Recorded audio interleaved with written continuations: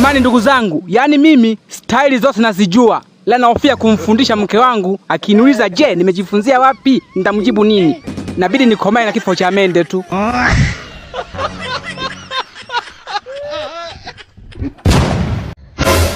We mwanaume, hata uwe na mashine kubwa kiasi gani, lakini bado tu kwa mwanamke ufui dafu.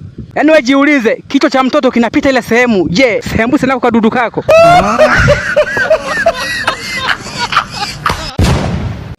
Yaani unaweza kukuta kama mwanamke kanaongea ati wanaume wote ni wale wale. Kwa hiyo umeshawaonja wote.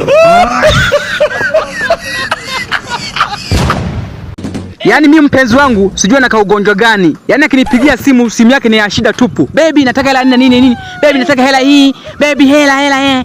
Jamani, hivi kwa ugonjwa wako kapo kwa mpenzi wangu au kwa upenzi wenu kapo? Ila jamani, maisha haya eti kuna wanaume wengine wanatamani eti wangezaliwa wanawake. Ungeweza kumwomba mwanaume hela wewe ambayo sio ya kwako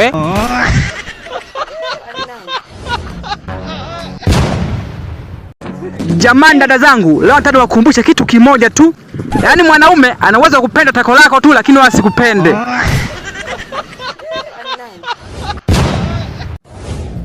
Jamani wazazi wetu, msitulaumu sisi vijana wa siku hizi kwamba tunawachezea mabinti zenu na kuwatelekeza. Tuwe wa kweli tu. Kwenye hiyo michezo huwa tunachezaga wote.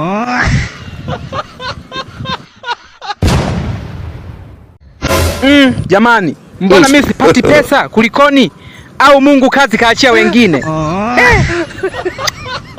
Jamani.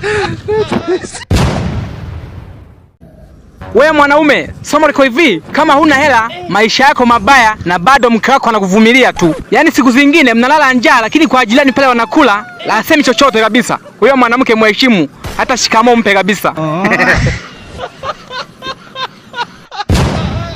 Jamani, somo liko hivi, kama ni mwanaume, maisha unayashindwa ukiwa peke yako, basi haina haja ya kuoa kabisa wewe. Kwa maana unalala njaa ukiwa peke yako unajivumilia, mwenzako ukimwoa hawezi kuvumilia akilala njaa.